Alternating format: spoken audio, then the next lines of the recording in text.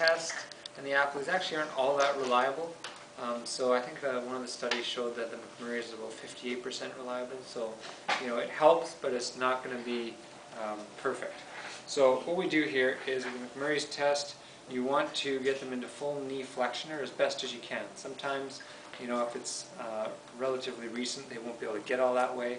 So you go as far as you comfortably can, and then from there, you rotate the tibia either internally or externally, so internal rotation there, and then I straighten the leg out, apply a valgus force, and straighten.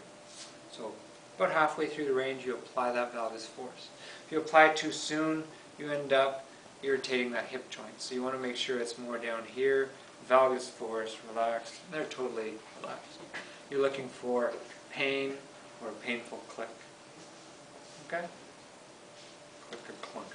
And then next up, you do the same thing, but you just turn the leg the other way. So we're trying to hit different parts of the meniscus. So instead of doing an internal rotation, this time we go into external, and then straighten, valgus force, done. And then the other two combinations are internal rotation and varus force. And lastly, external rotation, varus force. Okay, something else. Okay? There's your hip. Okay, so that's your McMurray's test. Okay? So from there, what we do is the Apley's compression test. Turn on your stomach.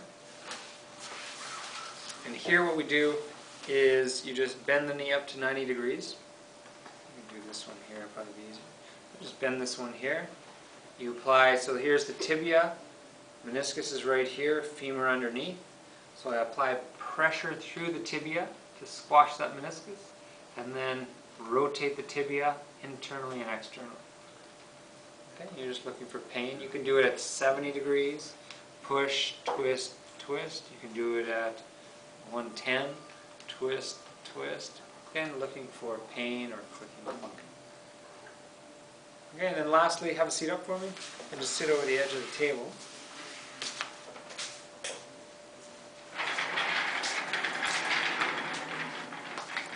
Alright, I'll just pour in a pen. Now, this one's actually been found for tears to the outer 1/3 of the meniscus. This is actually a more reliable test. And all it is just palpating the joint line between the femur and the tibia. And so when you palpate it, you're just looking for tenderness, or even sometimes if it's a big tear, you might feel a little lump sticking out, which is a little piece of the meniscus. So what we do is we find the joint line.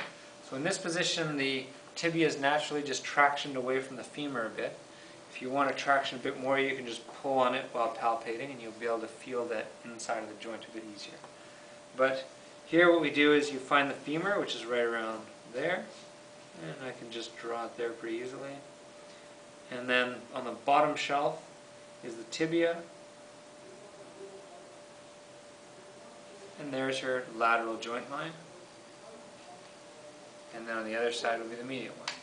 So what I do, I just get along there, palpate all along the joint line to the back, and I'm looking for pain, bulging compared to the other side.